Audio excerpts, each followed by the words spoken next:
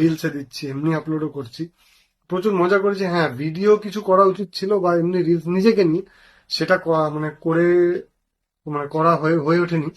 যাই হোক, তাতে কোনো অসুবিধা নেই। এই ছিল কালকে রাতের আমার খাবার।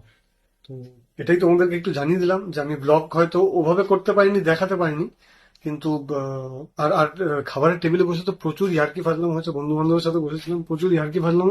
আর ওরা বেশ মানে একটুখানি একে ওকে মানে মারামারি থাপ্পড় ফাপ্পড় মারছে, সব ইয়ার্কি করে যেরকম।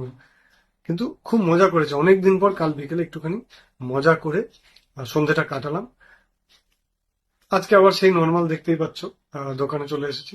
জানি না আবার কবে কি নিমন্ত্রণ হবে বা কোনো কিছু অনুষ্ঠান হবে, হলে অবশ্যই জানাবো।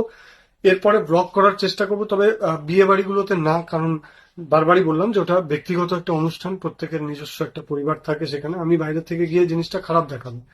তো সে কারণে তোমাদের বলি যে ভালো থেকো, সুস্থ থেকো, এবং আগামী দিনে আমার আরো অভিজ্ঞতা তোমাদের সাথে শেয়ার করব। এর মধ্যে আমি লাইভে আসবো, হতে পারে কালকে, আমি নিশ্চয়ই তোমাদেরকে আগে সকালে জানিয়ে দেবো। যদি আসি, তোমাদের সাথে কথা হবে সরাসরি, তোমাদের কমেন্ট আমি উত্তর দেওয়ার চেষ্টা করব। আবার বলি, অনেক অনেক অনেক ধন্যবাদ আমাকে সাপোর্ট করার জন্য।